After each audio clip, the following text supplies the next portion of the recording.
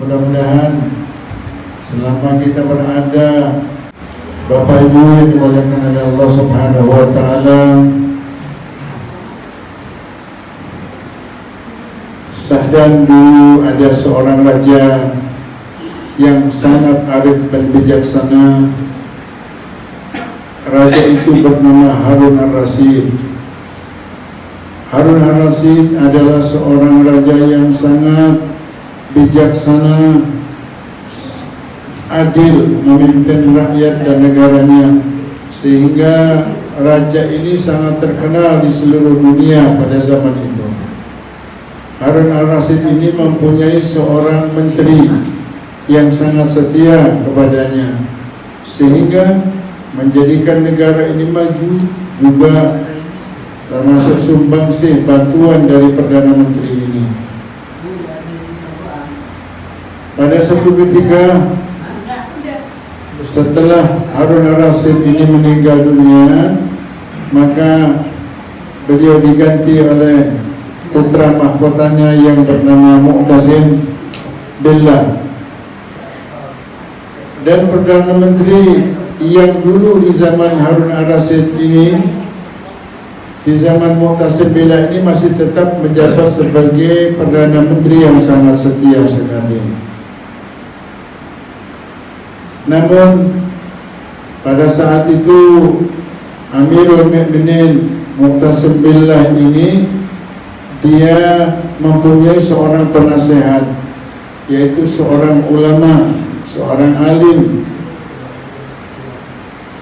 Di sinilah mulai setan mulai menggoda daripada menteri tadi.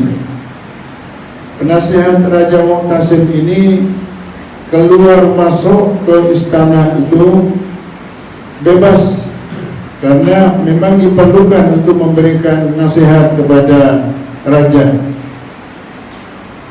Pada satu ketika setan menggoda Perdana Menteri ini.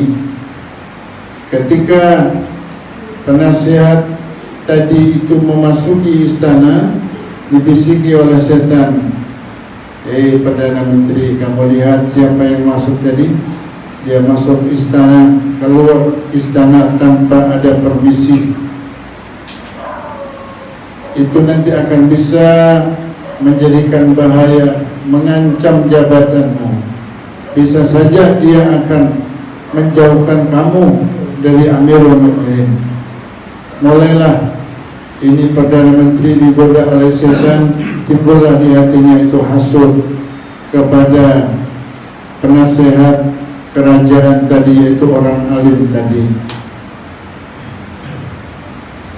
Karena perasaan takut nanti ini penasihat akan mempengaruhi raja, yang menjauhkan raja itu kepada menteri ini, maka Perdana Menteri ini membuat isu.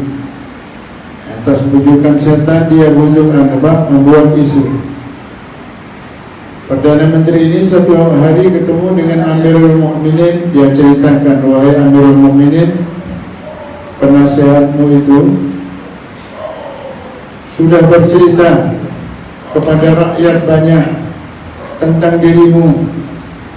Katanya penasihat itu, padahal ini cerita yang dikarang-karang sendiri oleh Perdana Menteri ini atas bisikan setan tadi.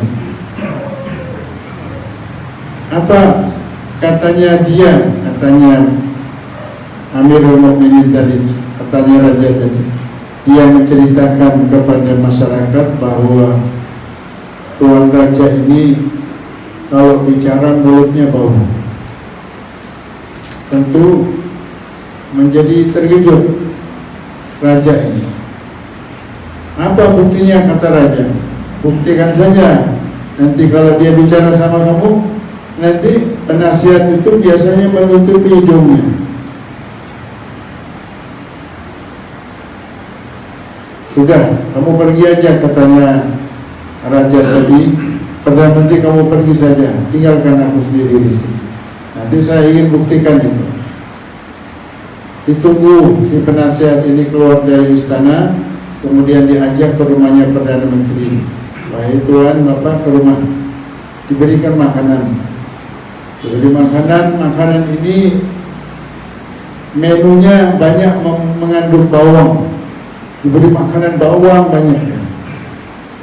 Kemudian setelah makan banyak, dia dinasihati oleh Perdana Menteri, baik Tuan Penasehat, kalau nanti Tuan kalau ketemu sama Raja, jangan dekat-dekat kalau bicara, sebab Tuan ini mulutnya bau.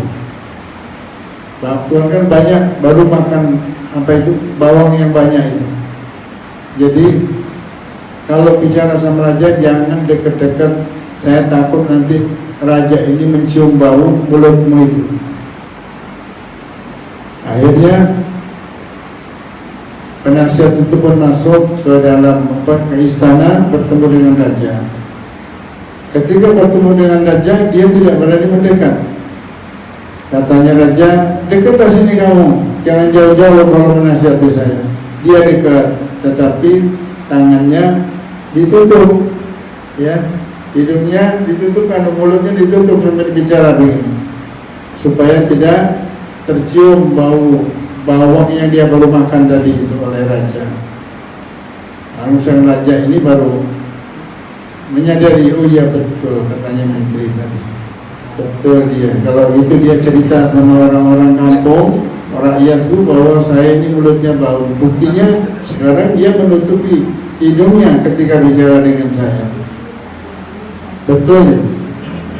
Akhirnya Perdana Menteri itu membuat surat kepada Raja itu, memberi, katanya Perdana Menteri itu, wahai Amirul Mukminin, nanti kalau antum mau memberikan hukuman sama penasihat yang kurang ajar ini, tidak usah repot-repot, sudah saya bikinkan suratnya. Jadi Perdana Menteri sudah bikin surat, ini aja, kalau kamu nanti memberikan hukuman sama dia atas kekurangan ajar dia itu, serahkan aja ini kepada surat ini kepada Al-Gojo. Jadi yang bikin Perdana Menteri itu diterima oleh Amirul Mukminin Mu'tasim, ya, Mu'tasim Billah. Begitu dia datang lagi kepada ke Raja lagi, penasihat tadi itu dinasihati lagi sama Perdana Menteri, hati-hati kalau bicara mulutmu. Jadi kalau bicara kamu tutupi mulutmu supaya tidak tercium oleh Raja. Tadi dia lagi bicara seperti lagi. Katanya sang Raja, betul juga Perdana Menteri kurang ajar juga ini penasihat ini. Dia cerita kemana-mana mulutku bau katanya. Ini gini. Nah, isi surat itu yang dibuat oleh Perdana Menteri, berikan ini kepada Al-Gojo. Isinya suratnya adalah penggal kepala orang yang sedang membawa surat ini, yang membuat Perdana Menteri. Begitu Perdana Menteri penasihat ini masuk ke dalam, Perdana Menteri itu menunggu di pintu. Perdana Menteri ini merasa nanti mendapatkan hadiah dari Raja Mu'tasim ini. Wah, ini dia menantikan keluarnya penasihat itu. Begitu penasihat itu keluar, disambut sama Perdana Menteri itu. Apa yang dikatakan oleh Raja? Tidak, saya cuma dibawa ini aja, surat tadi. Karena surat itu yang bikin adalah si Perdana Menteri itu sendiri. Saya disuruh si Perdana Menteri merasa ini adalah hadiah dari Raja. Diambil suratnya. Mana suratnya? Aku bawa suratnya. Saya aja yang ngasihkan. Dia merasa bahwa itu, katanya penasihat, kalau kamu mengambil surat itu, ya aku kasih uang. Dikasihlah, dia yang ngasih. Jadi si penasihat itu dikasih uang oleh Perdana Menteri itu 2 juta hadiahnya. Perdana Menteri itu langsung membawa surat itu dan menyerahkan kepada tukang jagal kerajaan. Karena yang bikin surat itu adalah Perdana Menteri itu sendiri, dia lupa. Karena dia hasut tadi, dia lupa. Langsung diserahkan kepada tukang jagal, ya, bagian memotong kepala, ya, penyembelih, tukang sembelih dia itu serahkan. Setelah dibaca oleh tukang sembelih itu, ini surat datang dari raja. Yang membawa surat ini kamu penggal kepalanya. Akhirnya menteri itu pun akhirnya dipenggal kepalanya gara-gara dia hasut dan dia menulis surat itu, suratnya dari dia sendiri yang dipenggal kepala dia sendiri. Dia meninggal dunia. Inilah akibat dari orang yang hasut, tidak dapat hadiah, dia malah mendapat hukuman, yaitu dipotong kepalanya. Perdana Menteri itu kemudian meninggal dunia karena kepalanya lepas. Akhirnya sang raja ini penasaran, dia ingin lihat mana penasihat itu di mana. Penasihat itu dicarilah, dia tinggal di sebuah kota. Rajanya datang ke tempat itu. Lalu bertanya kepada sang raja ini, wahai penasehat, lama kita tidak jumpa, gimana ceritanya? Kamu apa itu? Raja ini tahu bahwa itu surat isinya suruh memenggal. Kok bisa Perdana Menteri yang terpenggal kepalanya, bukan penasihat ini? Yang bilang diceritakan dahulu, sebetulnya saya itu waktu ke rumah kamu, saya disuruh makan dulu sama Perdana Menteri di rumahnya, disuruh makan bawang yang banyak, sehingga mulut saya ini bau. Saya mau bicara sama sampean, kenapa kamu dulu kok kalau bicara kamu tutup mulutmu? Diceritakan diberi makan sama Perdana Menteri itu. Perdana Menteri itu menasihati saya, kalau kamu bicara sama raja jangan dekat-dekat. Maka saya agak menjauh. Kemudian Tuhan menyuruh saya mendekat. Ya, saya tutupi mulut saya supaya tidak bau. Akhirnya begitulah cerita raja ini mengerti tentang perbuatan menteri yang seperti itu. Pantas Allah Subhanahu wa taala memberikan balasan yang setimpal dengan seorang yang melakukan hasut Perdana Menteri itu. Dia menyangka bahwa dia mendapatkan hadiah besar dari raja. Ternyata surat itu isinya adalah disuruh memenggal kepalanya. Padahal surat itu asalnya yang bikin juga Perdana Menteri itu. Itulah akibat orang yang hasut, sehingga di dunia saja dia sudah sengsara hidupnya, apalagi nanti di alam akhirat. Mudah-mudahan kisah tentang hasut yang kita telah bicarakan, bagaimana kita hendaknya menjauhkan diri kita dari sifat hasut, benci kepada orang lain. Dan sudah diajarkan bagaimana cara untuk menghilangkan rasa hasut itu, karena kadang-kadang kita ini memang dihinggapi setan itu mengganggu kepada kita. Kita dibikin hasut kepada tetangga kita, kepada keluarga kita. Biasanya yang dihasut itu banyak tetangga ataupun keluarga, yakni orang-orang yang dekat. Kenapa? Karena mereka sering melihat nikmat yang diberikan Allah kepada kita. Mereka banyak. Caranya bagaimana untuk menghilangkan sifat hasut itu?